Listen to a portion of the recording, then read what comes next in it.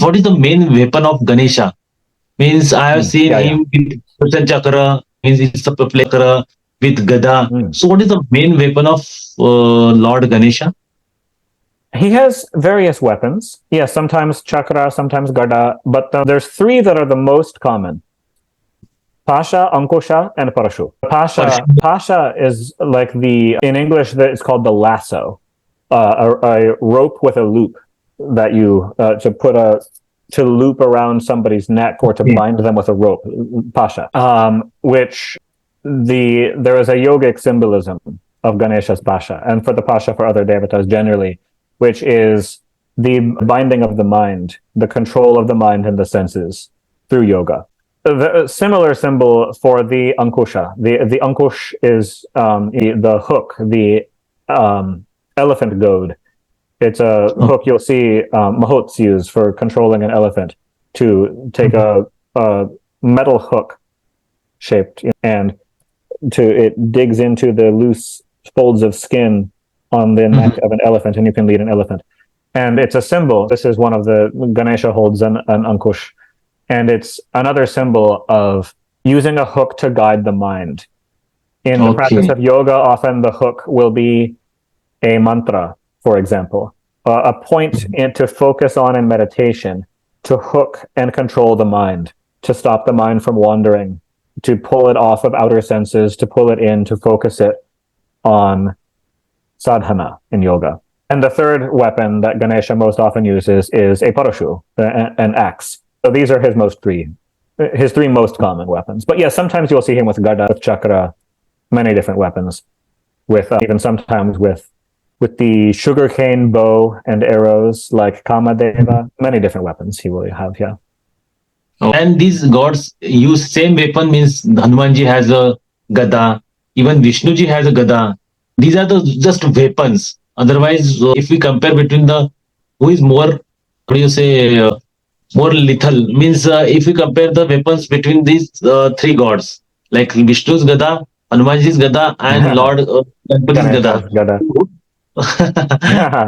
So which one will be the stronger one? Definitely between Vishnu and... I just came in my mind. That's why I just asked you. Definitely between Vishnu and Hanuman, Vishnu will be more powerful. Because Hanuman himself is a bhakta and dasa of Vishnuji. So he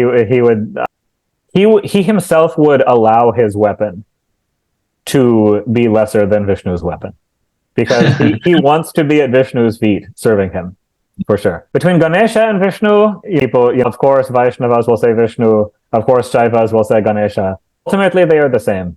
They are both manifestations of Parabrahman. There will not ultimately be a greater or lesser. I'll ask the next question. Why Lord Ganesha referred to as a god of mind? Lord Ganesha presides over cosmic intelligence. He is very intelligent, but more than this, as a god, as a devata or divine aspect, he presides over the buddhi. As I mentioned, buddhi is even one of his wives. Buddhi, or the intelligence. He is a patron of students, of education, of writing, of letters. Often, it's a very ancient custom to do Ganesha Puja for children when they are first learning the letters. Saraswati and Ganesha as the gods of the alphabet, of the letters, Akshamala, of studies, of learning in general, of wisdom of the mind. Ganesha, he's very clever. For example, earlier you mentioned rivalry between Ganesha and Skanda as brothers. There's, of course, a well-known story, I'm sure you've heard it, of once when they were having a rivalry, their parents, Shiva and Mata Parvati, challenged them who could go around the world the fastest. Of course, Skanda rides his peacock around the world at huge speed, but Ganesha simply does parikrama of his parents, saying that to him they are the whole world. So that he will use his mind to solve problems rather than speed or strength. He values cleverness and intelligence in the mind, and presides over intelligence in the mind of his devotees as well. That's the story. Where is the Lord Ganesha said to reside, and what is the significance of his abode? Ganesha, on one level, on the spiritual level, Ganesha resides everywhere throughout all of creation. Ganesha is omnipresent. Yes. But also, if you are speaking of a specific abode, like Lord Shiva resides in Mount Kailash, Lord Vishnu resides in Vaikuntha, so on. In terms of a celestial abode, a heavenly abode, Ganesha also resides in Shivaloka with his parents on Mount Kailash together with them. But also, Ganesha has his own loka near Mount Kailash. He has his own place, Swananda Nija Loka, it is called. Swananda Loka or Swananda Nija Loka, the Ganesha Loka.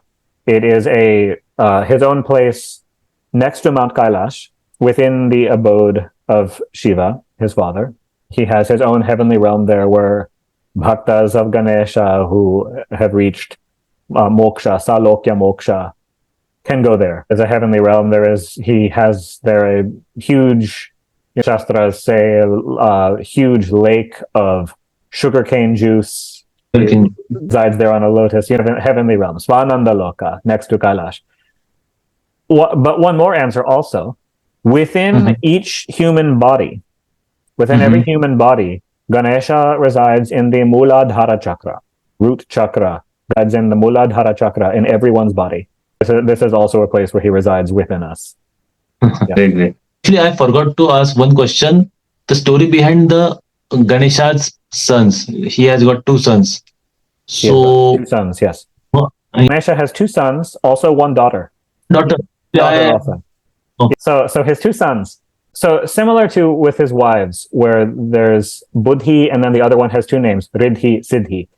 His sons, most often you will hear Shubha and Labha.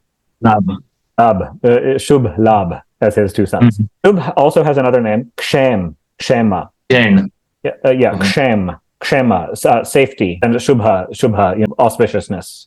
Labha, profit or gain, getting wealth and prosperity. These are his two. These are Ganesha's two sons from his two wives. And then also he has a daughter, Santoshi. Santoshima. Santoshimata is the daughter of Ganesha. Santoshima is the daughter of Ganesha, yes.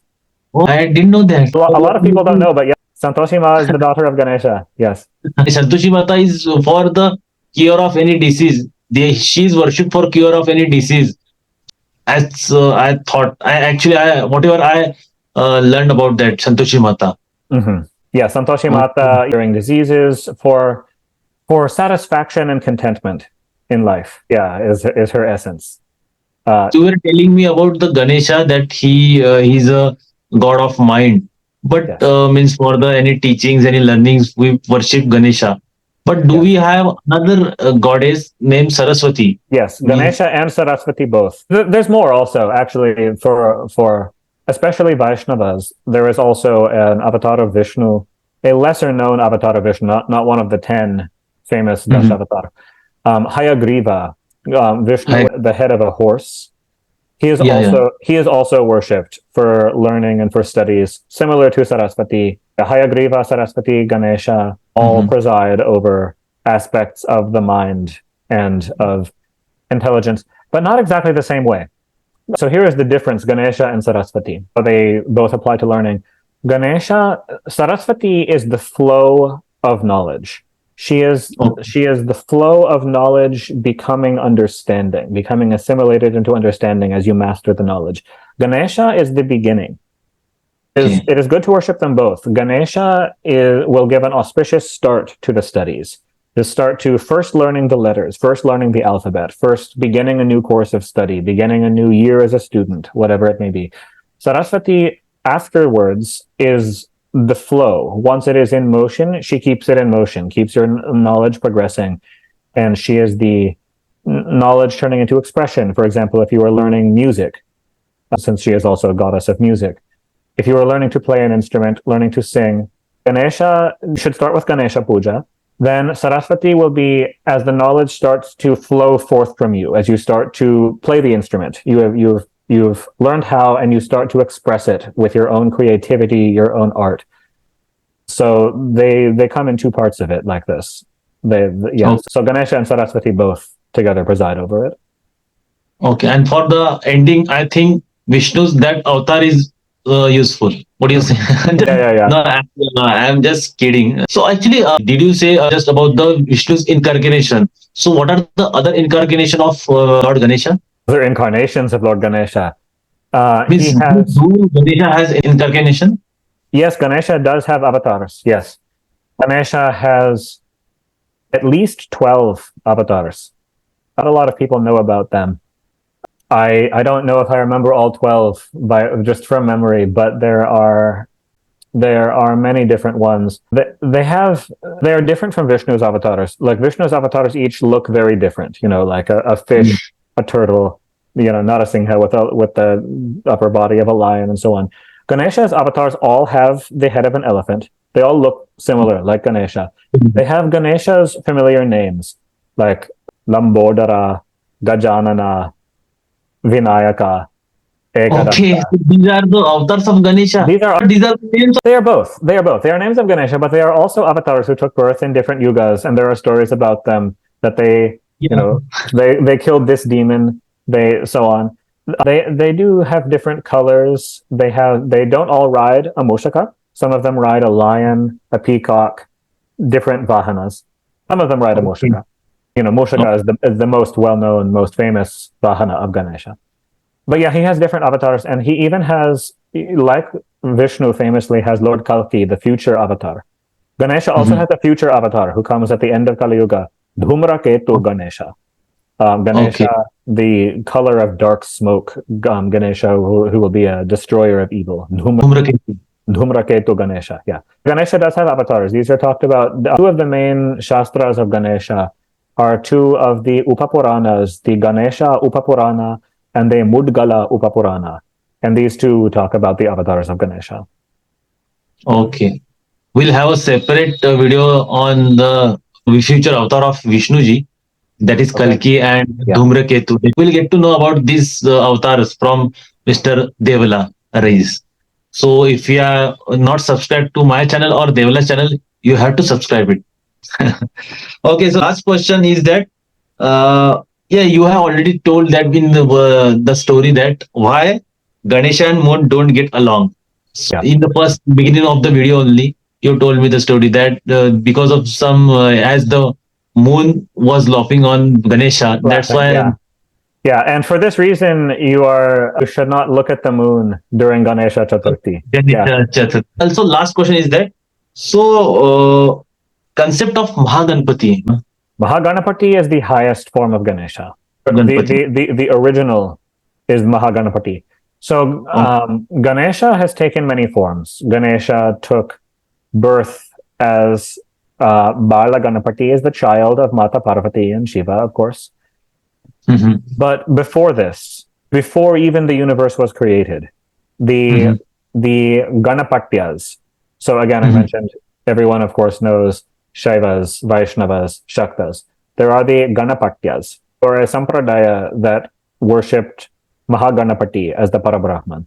Today, there are very few left because the Ganapatyas were mostly located in what is now northwest India, around like Sindh and what is today Pakistan.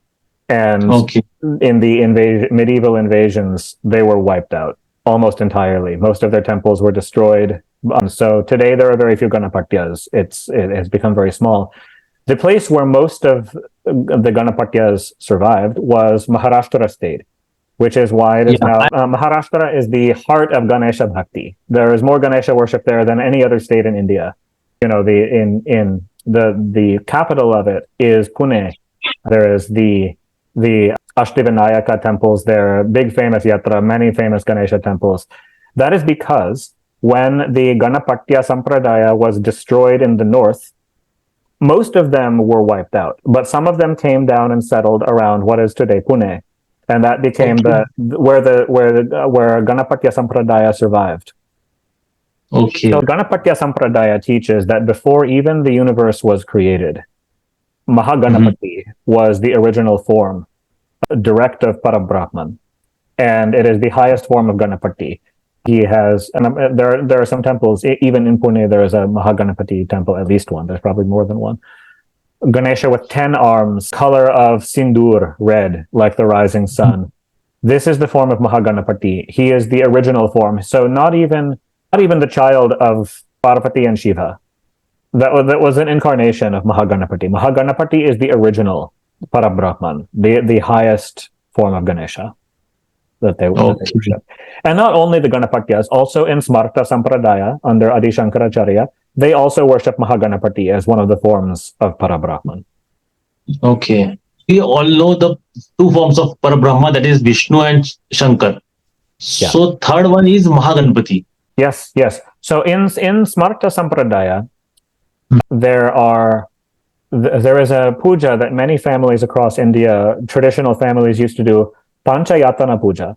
Some people still do it in India, even in Pakistan. Some people, Hindus in Pakistan, some still do it.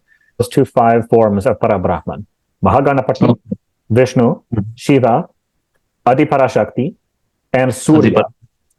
Surya, the sun. Later on, some smartas, originally this was the 5, Panchayatana puja. Some smartas add a 6th. They use the name Kumara, which is Skanda. It's Skanda, but the smartas who do this puja, they call him Kumara. So these are the main forms. We have got a lot of information about Ganpati and his forms, mysteries around the Ganpati, and it was really a wonderful session. Thank you for your time. Hope we'll meet again soon. Yes, thank you. Thank you very much. Thank you. Share and subscribe to my and Devala's channel.